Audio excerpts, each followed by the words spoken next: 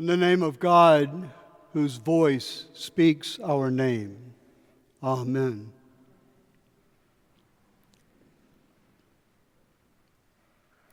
In the reading from the Gospel of John, we hear these words from Jesus.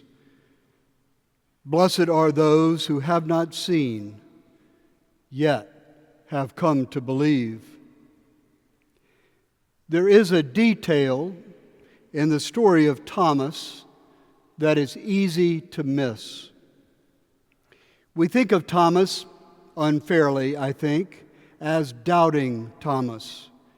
And we often picture him touching the wounds of Jesus, reaching out his hand to probe the marks of crucifixion, demanding proof before he can believe.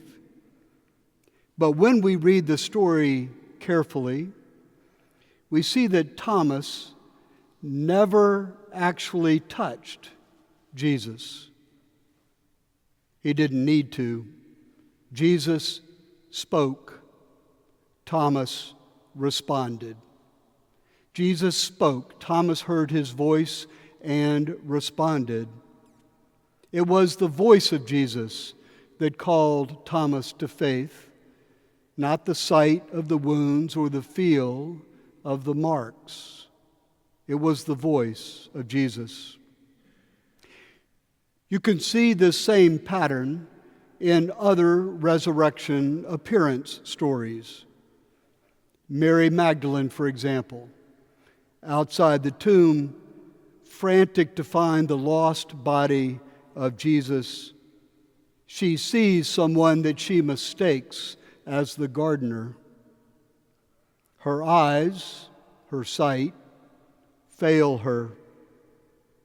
But when she hears her name, spoken with infinite tenderness, when she hears Jesus say, Mary, it is in that moment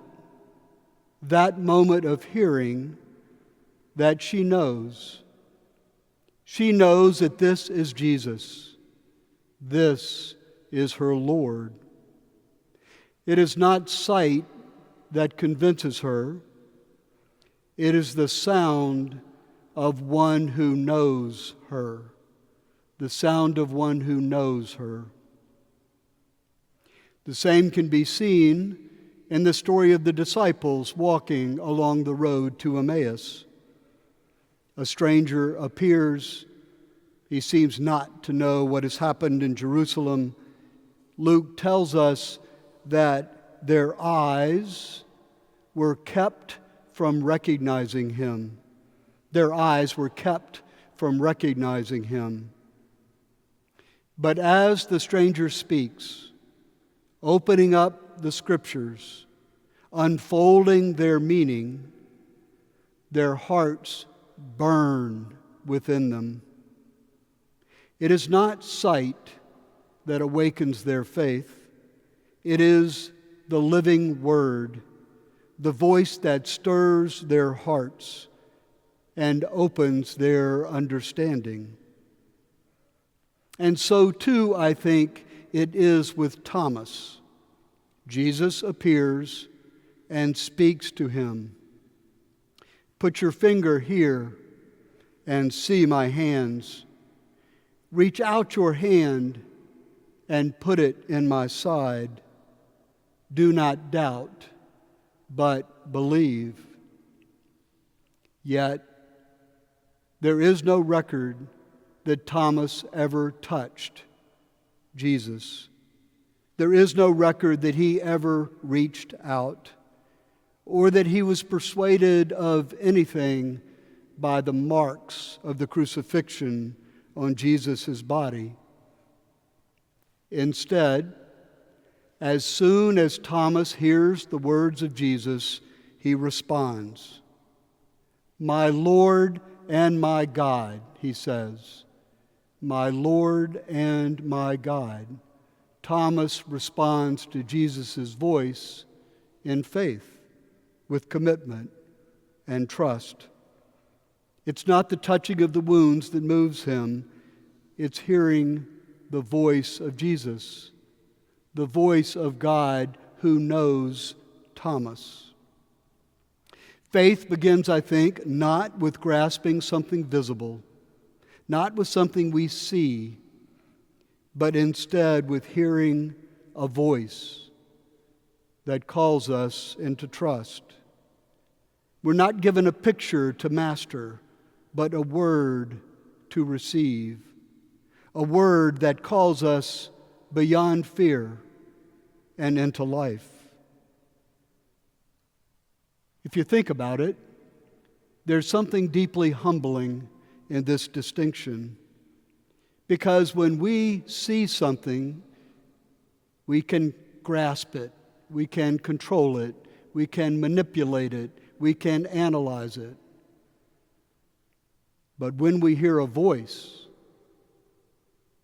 we cannot control it. We can simply listen. We must trust at some point that the voice we hear means us good. Hearing draws us into relationship, into vulnerability, into trust. Let me give you an example. Listening to the voice of Christ is something like listening to the canticles or the anthem after the third collect in choral Evensong. You can't capture those pieces of music. You cannot control them. You cannot dissect. You can dissect the notes, but you won't get the life of the piece. To really be enlivened by it, you have to surrender to it. You have to let the music move through you. You have to let it stir feelings and thoughts that you cannot completely predict or control, which is why we're so often moved to tears in the liturgy. You have to trust the unfolding of the music. And so it is with faith. Christian life grows not from seeing, not from possessing, not from controlling, but from hearing, from responding, from surrendering. It is the quiet work of trusting a word that speaks to us from beyond ourselves. The word that created us, the word that calls us by name, the word that calls us beloved. We often, I think, want a faith that we can see, that we can control. We want hard evidence, visible signs, tangible proofs. And sometimes God gives us glimpses, sacramental signs, moments of grace that we can feel and that we can touch. But the deeper movement of faith is not about sight as much as it is about hearing. It's not a faith of the eyes, if you will, as much as it's a surrender of the ear. It's about trusting the voice that speaks when all else is silent. The voice that whispers peace into our fear and hope into our despair. Faith is less about certainty that we can see and more about a word that we allow to shape us. It's about living by a voice that calls us from beyond and holds us in its hands. In the end, the Christian life is not grounded on something that we have captured with our eyes or grasped with our hands. It's grounded on a word that has been spoken to us, a word that says, "Peace be with you," a word that says, "You are my beloved." A word that says, "Blessed are those who have not seen and yet come to believe." The risen Christ is always speaking. He does not demand that we grasp him with our hands. He calls us by name. He speaks peace to our troubled hearts. He offers us his presence, tender, insistent, and alive. When we find ourselves doubting, when we are struggling with what we cannot see, the invitation is not to try harder to find proof. The invitation is to listen more deeply, surrender more completely,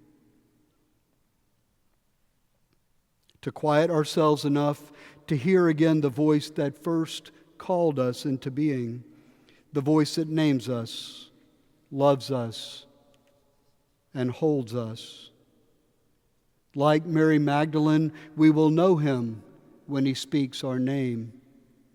Like the disciples on the road to Emmaus, we will feel our hearts burning inside of us as the meaning of the Scriptures are explained.